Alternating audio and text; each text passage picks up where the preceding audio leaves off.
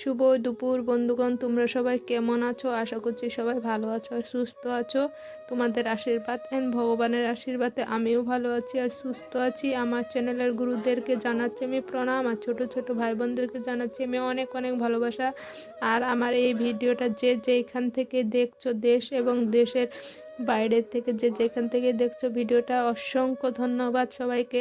তো বন্ধুরা, ভিডিওটি স্কিপ না করে ফার্স্ট থেকে লাস্ট পর্যন্ত দেখতে থাকো। আশা করছি ভিডিওটা অনেকটাই ভালো লাগবে। তো বন্ধুরা, এখন সময় হয়েছে 12টার সময়। দেখো আমি ধানগুলো মেলে দিচ্ছি। আজকে একদম রৌদ্র নেই গো, একদম মেঘলা মেঘলা, দেখতেই পারছো তোমরা।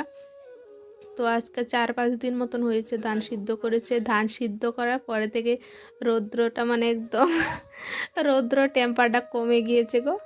রৌদ্র টেম্পার দেখে ধান সিদ্ধ করেছিল, তো রৌদ্র ছিল যখন ধানটা সিদ্ধ করেছিল, তো ধান সিদ্ধ করার লগে লগে দেখো না এরকম হয়ে গেছে। কয়েকদিন ধরে দিনটা একদম মেঘলা মেঘলা, তো ধানটা শুকাচ্ছিল না। তার জন্য দেখো একটু একটু রৌদ্র দিয়েছে। তো আমি ধানটা মেলে দিচ্ছি। তো ধানটা মেলে তারপরে বাকি কাজকর্ম করব। তো আজকে না আমার একদম প্রচণ্ড দাঁত ব্যথা, তার জন্য ব্লগটা এই যে দুপুর থেকে আমি স্টার্ট করলাম। তো বন্ধুরা, দাঁত ব্যথার জন্য না একদম সকাল থেকে মানে আমি ভিডিওটা শ্যুটই করতে পারলাম না গো। একদম এত দাঁত ব্যথা করছে, মানে কি করব বলো, একদম পুকে খেয়ে দাঁতের অবস্থা নেই। তো ধানটা মেলে দিচ্ছি।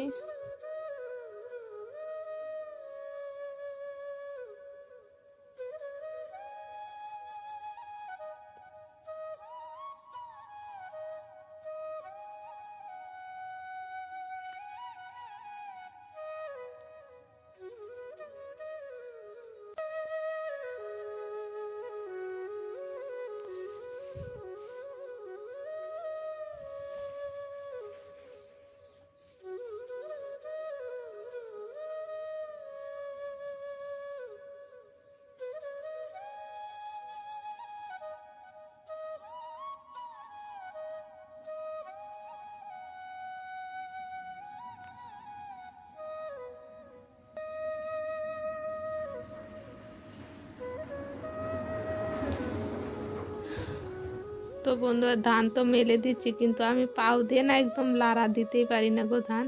তো পায়ের তো অবস্থা আমার জানোই তোমরা, যারা যারা আগে আমার ভিডিওগুলো দেখতা, তোমরা সবাই জানো আমার পায়ের কি অবস্থা। তো মেলে দিচ্ছি, কী করবো বলো, শাশুড়ি মা নেই বাড়িতে, না হলে শাশুড়ি মায়ে মেলে দিত।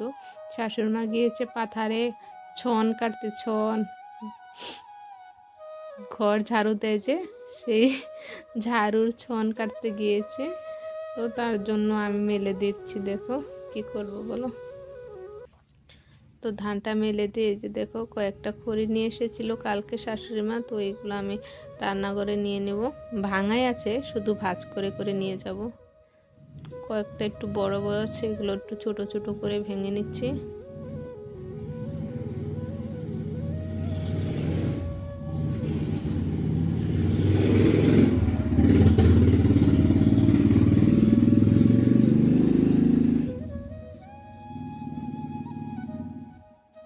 তো খড়িটা নিয়ে নেব। এখন রান্না বাড়া করবো না গো আজকে। বড়বাবু সকালে টিফিন নিয়ে গিয়েছিল, কালকের মানে তরকারি ছিল, চিকেন তরকারি ছিল, মাছের লাউ দিয়ে বানিয়েছিলাম যে ওইটা ছিল, তো ওইগুলো দিয়েই গরম করে দিয়ে দিয়েছি। আর অল্প ভাত রয়েছে, আমি আর ছোটু সেটাই খাবো। কেন কি শাশুড়ি মা আস্তে আস্তে মনে হয় সন্ধ্যায় হয়ে যাবে, তা এখন আর বানাবো না। আমাদের দুজনের যতটুকু ভাত আছে আমার আর ছোটুর হয়ে যাবে, একেবারে সন্ধ্যাবেলায় রান্না বসাবো। তো বন্ধুরা, দেখো সকাল বেলা রান্না বাড়া করে একদম সকাল ঘরের জল সব শেষ করে দিয়েছিলাম। তো জলটা ঘরে নিয়ে রেখে দেখো এখন আমি উঠোনটা ঝাড় দিচ্ছি। একদম মানে নোংরা হয়ে রয়েছে, বাচ্চারা একদম খেলা করছিল, তো উঠানটা পুরো নোংরা হয়ে রয়েছিল। তো উঠানটা আমি ঝাড় দিয়ে নিচ্ছি।